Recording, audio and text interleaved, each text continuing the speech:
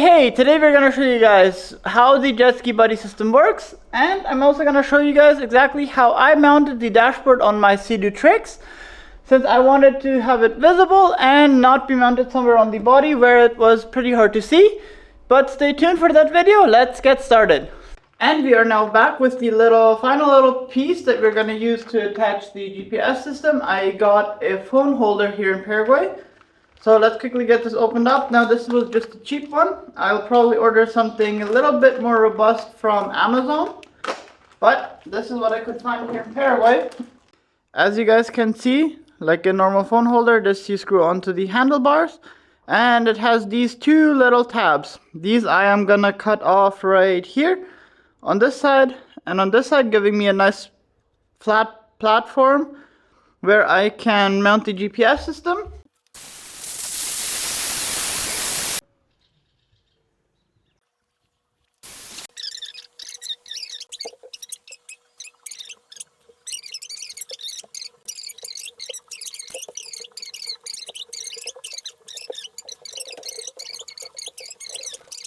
And there we go. It is now finished. A cheap solution to fixing that issue. I am quickly gonna get that strap cut off. We're gonna mount it properly. And then we are good to go out onto the water. So with the GPS dashboard now installed, let's head out onto the lake and see exactly how this system is gonna work. Now, I already turned on the keep apart system from my wife's watercraft. I also turned it on to 50 meters on mine right here. And as you guys can see, I am not limited by anything. I have all the power that I normally have on my Seadoo. As soon as I hit that 50 meter mark, when I get close to my wife's watercraft, you will see that my watercraft brakes pretty hard. And the little light from keep apart on the dashboard does come on, telling you that you're too close to the other watercraft. Now here you can see the perfect example. No matter how much throttle I give my watercraft, it does limit it to 10 kilometers per hour, and that is where it is staying. So if your guests are close to each other, no matter how much they pin the throttle, they're gonna stay at their 10 kilometers per hour limit. And if they bump into each other, it's gonna be a slight bump and nothing major will happen. Now here you guys can see, as long as my wife follows me, both watercrafts are limited to the 10 kilometers per hour range. And as soon as she gets out of that 50 meter zone, you will see her jet ski jump up out of the water when it regains its power, right there. But as soon as she turns back into me, you get within that range again and you're instantly cut off from that power. Now, as she turned away from me, I regained the power on my watercraft as well. So here you guys can see, she's slowly making her way towards me. As soon as that 50 meter gap closes in, they're both again limited to their speed.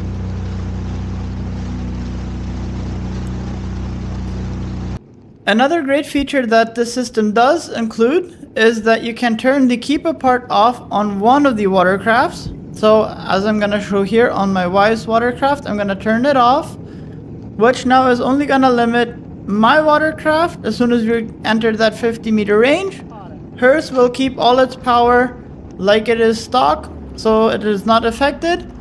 As you guys can see here, the light on mine is still lit up, which means I am still limited. I have my watercraft pinned right here, and I'm barely moving forward, as you guys can see.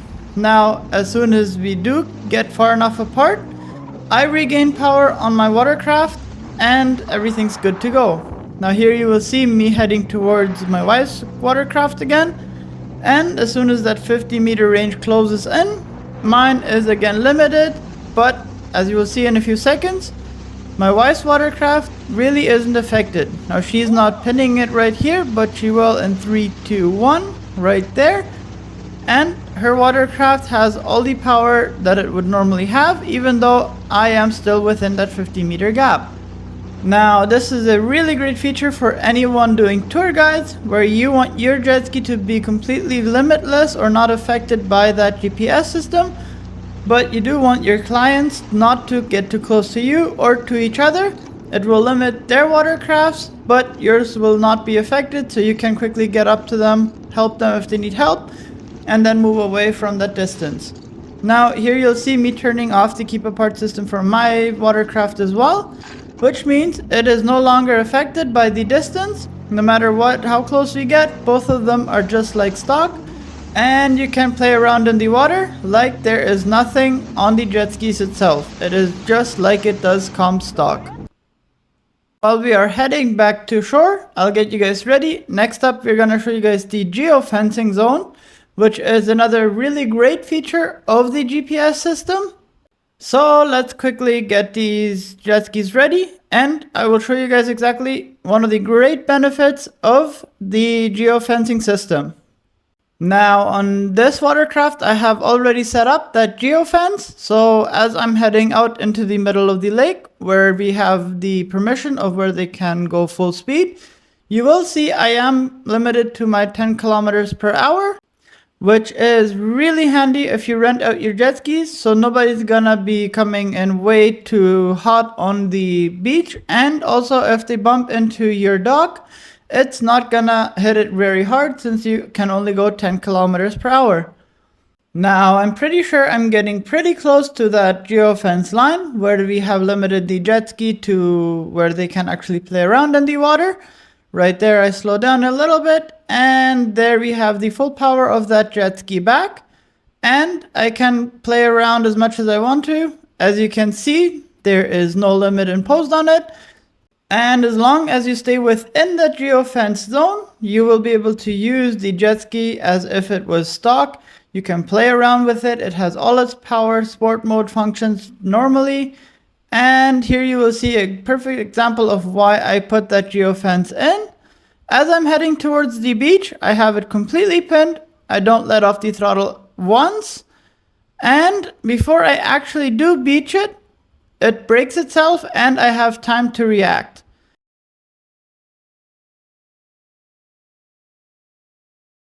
Now, the way you do set up your geofence zoning, as you guys will see, you have two tags that you scan in. One is to start the zone marker and one is to stop it. So once you get to your position where you want to start it, you scan the tag to start the zone marker, and then you drive all the way around your zone on where you actually want to set your boundaries. Now, for me, this is actually pretty easy to do since my lake isn't all that big and I only have two jet skis. I'm gonna do it manually on both, but Jetski Buddy System does have a geofence copier if you have a bigger fleet, which you can use to copy that geofence from one device to the next one. Now, as you guys just saw, I scanned in that zone marker finish or to stop it. So we're gonna try the beaching test one more time. We're gonna head out into the middle. Everything is working great, full power. And as you guys will see in a little bit, even if I keep it completely pinned with the geofence that I currently have set on this, it will actually break itself before we do hit that beach. That means my dock is now safe. We're not gonna have any accidents on my dock. My neighbor's dock is safe. If he has his boat in the water right there, it is also safe. Now, obviously with this feature, it does depend on how you set your geofence. But like I said, as we head towards the beach, in a couple of seconds, it will break itself and give you time to react. I'm nowhere near my dock still. I have more than enough time to turn back away, so accidents can be pretty much avoided. And if they do hit something, it's gonna be at a pretty slow speed. And that is how the geofencing works on the Jetski Buddy system. Now, the only thing that I haven't shown you guys is the timer feature on the Jetski Buddy system, and that is for two main reasons. One, I highly doubt that you want to see me ride around on the lake for half an hour straight. And secondly, the other thing, I am not 100% sure how the system does work. Now, I've tried this out with the 20-minute tag a couple of times, and if it was supposed to be to running time, I seem to be about 3 minutes short from the actual runtime each time, which makes it interesting because I did take some breaks in between. But with my actual time, it didn't seem to line up either. So I am a little bit confused on how exactly the Jetski Buddy system does calculate it. It might be on the calculation on how long the jet ski is turned on, since if you take the key out, the bilge pump will keep running for a couple of seconds or minutes, I guess, a minute, 30 seconds to a minute. So it might calculate that, but that I'm gonna have to do a few more tests on and a few more exact tests to see exactly how that system works. Now, with the system, you get times from 25 minutes, 30 minutes, 45, an hour, 2 hours, and 3 hours. That's not 3, that's 3, but you get the point. So you have more than enough options. All you have to do for your clients, you scan the tag, and as long as the jet ski is running the entire time, I'm guessing it's gonna count it pretty close to the actual time. But like I said, I'm still a little bit confused on where exactly it is getting its clock information from, because on the running time I seem to be a bit short, but I am also going pretty much over my time. With if I do take breaks in between, then it should be with actual time. Now, with that being said, I absolutely love the system. It is so easy to use, so easy to install. Love the feature of the geofencing, no matter how far they now want to go out. Well, if you want to ride at 10 kilometers per hour, obviously you can get past that geofence zone, but there's pretty much nothing's gonna happen to your jet ski unless they suck stuff up. And the next great thing, as soon as they get too close, the keep apart feature is gonna break them as well, which is gonna keep the jet skis apart, because nobody just wants to ride around for 10 kilometers per hour in the middle of the lake. You actually want to have fun and be able to pin the jet ski. If you like this video, like and subscribe for more content just like this, and stay tuned for my next update, which will be a maintenance video on my green Seadoo tricks. And there's a fun little surprise in there. I broke a spark plug. Yeah, not fun for me, fun for you guys. So you'll see how we get that out. Hopefully I get it out. I have no idea yet. I just ordered the tools today. But we're working on that video as we're speaking.